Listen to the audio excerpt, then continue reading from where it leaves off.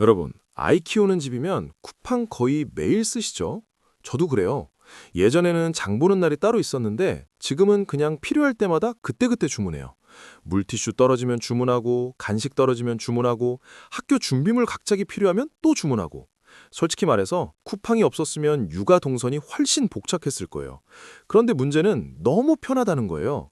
편하다 보니까 점점 판단을 덜 하게 돼요. 리뷰 많네, 내일 오네, 가격 괜찮네, 그럼 그냥 결제해버려요. 그리고 며칠 뒤 박스를 열었을 때 만족도가 극단적으로 갈려요. 어떤 건 진짜 인생템이 되는데 어떤 건 박스 뜯는 순간부터 후회가 시작돼요.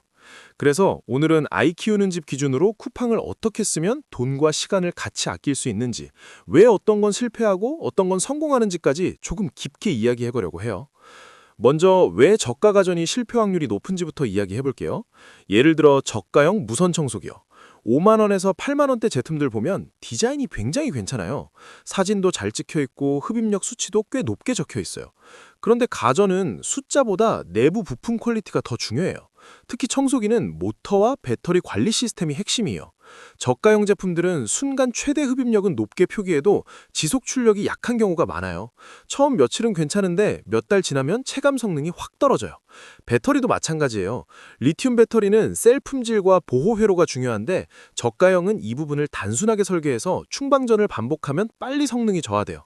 아이 있는 집은 머리카락, 과자 부스러기, 모래 같은 것들이 많아서 청소 강도가 높은데 이런 환경에서는 저가형이 오래 버티기 힘들어요.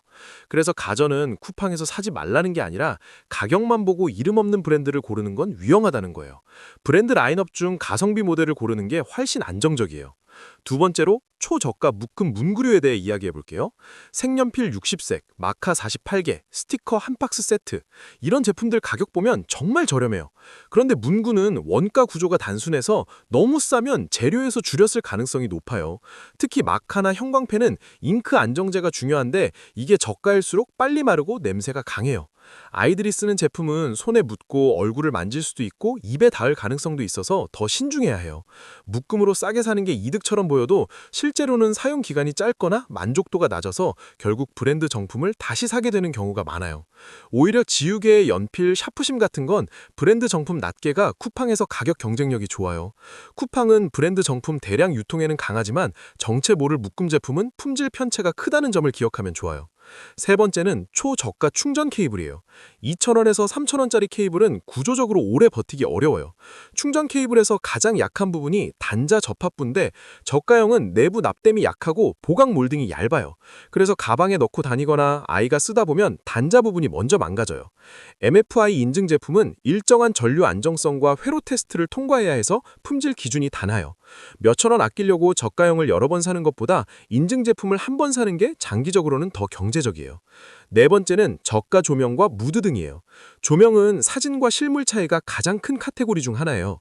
사진은 밝고 따뜻하게 찍혀 있지만 실제로는 광량이 약하거나 색온도가 어색한 경우가 많아요. 조명은 공간 분위기를 좌우하기 때문에 만족도가 낮으면 집 전체가 애매해져요. 특히 아이방이나 거실처럼 오래 켜두는 공간은 깜빡임이나 발열 문제도 중요해요. 이런 부분은 브랜드 제품이 안정적이에요. 다섯 번째는 의류, 특히 겨울 니트나 아우터예요. 사진은 고급스럽게 보이지만 실제로는 두께감이나 핏이 다를 수 있어요. 니트는 원사 품질이 중요한데 저가 제품은 필링이 빨리 생겨요. 의류는 체형과 소재가 중요해서 실물 확인이 가능한 브랜드 스토어가 더 안전한 경우가 많아요. 그럼 반대로 쿠팡이 강한 카테고리는 왜 강할까요? 생활소모품은 유통 구조가 단순하고 회전율이 빠르기 때문이에요. 물티슈, 세제, 키친초월 같은 제품은 대형 브랜드가 대량으로 공급하고 쿠팡 물류센터에서 빠르게 순환돼요. 회전율이 빠르면 재고가 오래 머물지 않아서 신선도와 품질 관리가 상대적으로 안정적이에요. 아이 간식도 마찬가지예요. 대형 브랜드 제품은 물량이 크기 때문에 가격 협상력이 생기고 가격이 안정적인 경우가 많아요. 다만 성분표는 꼭 확인해야 해요. 반복 구매 제품은 특히 쿠팡이 효율적이에요. 이미 써보고 만족한 제품이라면 비교 시간 없이 바로 주문할 수 있어서 시간 절약 효과가 커요. 쿠팡에서 실패를 줄이려면 몇 가지 기준을 세워두는 게 좋아요. 리뷰 별점만 보지 말고 리뷰 기간을 보세요. 최근 한 달에 갑자기 리뷰가 몰려있다면 광고일 가능성이 있어요. 별점이 높아도 1점 리뷰를 읽어보면 단점이 명확하게 나와 있어요. 가격 그래프를 확인해서 일시적으로 오른 가격에 구매하는 건 아닌지도 살펴보세요. Q&A는 실제 사용자 경험이 담겨 있어서 의외로 도움이 돼요. 결국 쿠팡은 싸게 사는 플랫폼이라기보다는 시간을 줄이는 플랫폼이에요. 이미 검증된 제품, 반복 구매할 제품, 무겁거나 급한 제품은 쿠팡이 강해요. 반면 고가 가전, 핏이 중요한 의류, 질감이 중요한 인테리어 소품은 한 번 더 고민하는 게 좋아요. 이 기준만 세워도 불필요한 지출을 많이 줄일 수 있어요. 여러분도 쿠팡 쓰면서 인생템과 후회템이 분명히 있을 거예요. 이런 경험이 쌓이면서 각자만의 기준이 생기는 것 같아요.